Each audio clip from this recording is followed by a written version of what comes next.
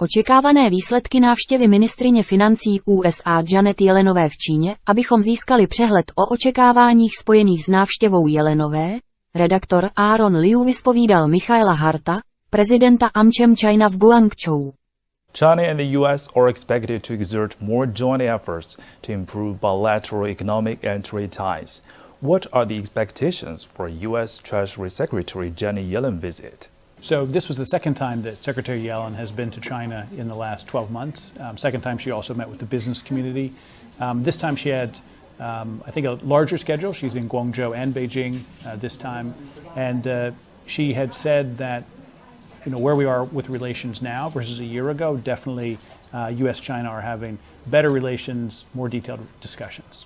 One of the things that's happened in the last year was that U.S.-China have set up a number of dialogue mechanisms, and there's a couple with the Treasury Department, and she did mention that there have been a number of good discussions between the U.S. Treasury Department and their counterparts in China, including, you know, broad ones and also technical discussions. The American Chamber of Commerce in China reported that a significant number of surveyed American enterprises expect improved profitability in China, with over 50% considering China as their top investment destination or one of their top 3 choices. So what are your observations? Right. So, I mean, many of the world's most advanced manufacturing goes through China. So China continues to be a place where, you know, U.S. companies have invested long term, and they continue to see success in terms of, you know, global supply chains and manufacturing. But certainly, climate is an area where U.S. and China can cooperate. It's very important. We're sort of the 2 world's largest economies, also 2 of the largest carbon emitters. So we need to work together to make sure that we're also tackling climate change. And if other countries see the U.S. and China take seriously commitments there, then that will, number one, it'll move the needle, but 2, will also lead the way for others to follow our example. So it's very clear to us who work here that China is trying to make itself more attractive for investment. Last August, there were the 24 measures which were announced, and we're following that closely.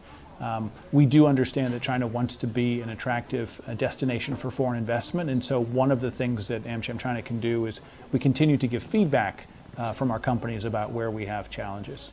Well, I mean, many American companies are in China partially to produce, but another group are here because of Chinese consumers. And so, you know, many companies continue to see China as a market with potential to consume. And so, you know, all countries go through economic ups and downs, and certainly we're rooting for China to see its economy grow, and we hope that much of that comes through consumption as well as just production. What other expectations are there for Sino-U.S. relations, and in which areas of cooperation will there be new breakthroughs in the future?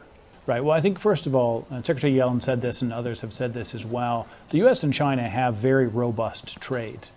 You know, each of them is a very significant trade partner for the other. So there's plenty for us to gain through two-way trade in both directions.